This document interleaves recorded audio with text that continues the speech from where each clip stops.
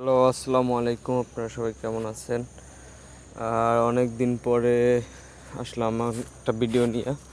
আর এই যে দেখতে পাচ্ছেন, আমি গাছ লাগাইছিলাম, আগের ভিডিওগুলো আপনারা দেখছেন। আর এখন আর বর্তমানে এসব গাছ লাগাইতে ইচ্ছে করে না, আর এসব কাজ করতে ইচ্ছে করে না, কারণ এসব কাজ খুবই ধৈর্য শক্তিমান এবং কষ্টদায়ক।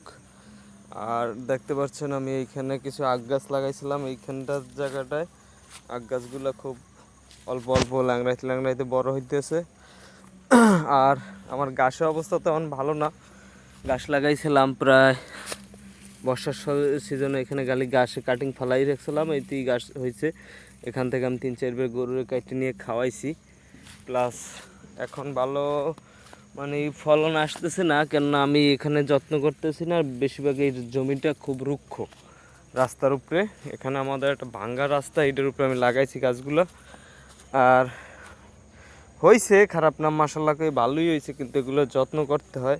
প্রচুর পরিমাণ পানি দিলে দেখা গেছে যে গাছগুলো হয়।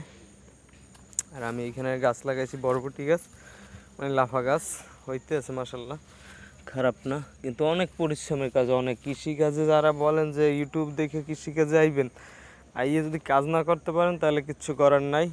আর ইউটিউব দেখে যদি এইসব কাজে আগ্রহী হন না, তাহলে আপনি বোকা, আমার মতো বোকা, বুঝছেন ভাই?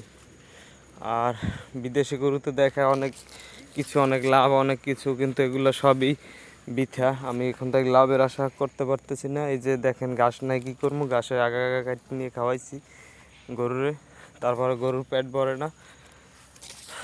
অবশেষে কি করবো বলেন, অনেক পরিশ্রম করতেছি, আরও ওই পেশে লাগাইছি।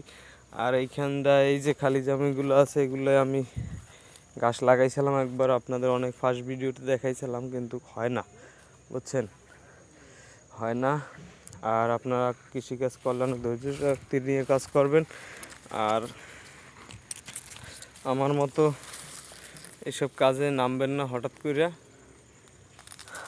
ঠিক আছে, সবাই ভালো থাকবেন, সুস্থ থাকবেন, আল্লাহ হাফেজ। আর আমার ফার্মের জন্য দোয়া করবেন, যেন যদি পারি করব, না পারলে আস্তে আস্তে ছেড়ে দেবো। ঠিক আছে? আর আপনারা যদি কৃষিকাজ নিজে উদ্যোগে পারেন, নিজে কষ্ট করতে পারেন, তাহলে কাজ করবেন। আসসালামু আলাইকুম।